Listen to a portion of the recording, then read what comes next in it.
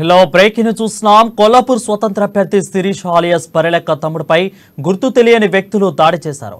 కొల్లాపూర్ నియోజకవర్గంలోని పెద్ద కొత్తపల్లి మండలం వెలిచెర్లలో స్వతంత్ర ఎమ్మెల్యే అభ్యర్థి శిరీష తన మద్దతుదారులతో కలిసి ఇంటింటి ప్రచారాన్ని నిర్వహిస్తుండగా ఒక్కసారిగా ఆమె తమ్ముడిపై దుండగులు దాడి చేశారు. తన తమ్ముడిపై 5 గుర్తు తెలియని వ్యక్తులు కత్తులతో దాడి చేసి తీవ్రంగా గాయపరిచారని బరిలెక్క తెలిపారు. తమకు ప్రజల మద్దతు పెరగడంతో ఓట్లు చీలిపోతాయని ప్రత్యర్థులు ఇలా దాడులు చేయించారని అప్రజాస్వామికమని అన్నారు.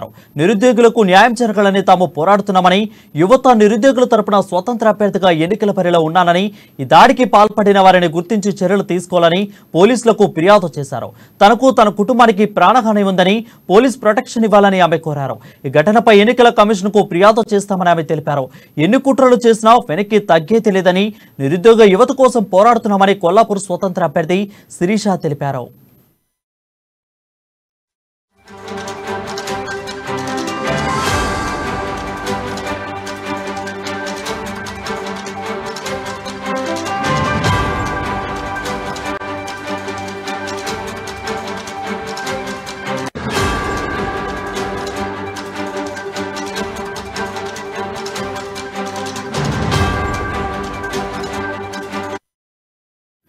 న్యూస్ చూస్తున్నాం. కొల్లాపూర్ స్వతంత్ర అభ్యర్థి శిరీష్ ఆలియాస్ బర్రెలెక్క తమ్ముడిపై గుర్తు తెలియని దుండగులు దాడి చేశారు.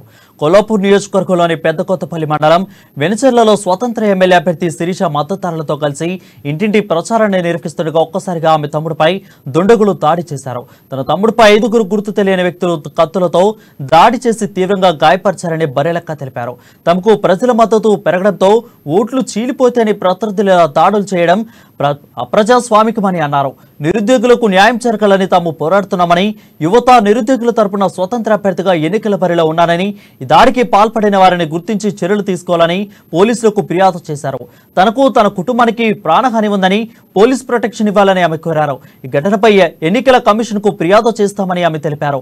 ఎన్ని కుట్రలు చేసినా వెనక్కి తగ్గేది లేదని, నిరుద్యోగ యువత కోసం పోరాడుతున్నామని కొల్లాపూర్ స్వతంత్ర అభ్యర్థి శిరీష తెలిపారు.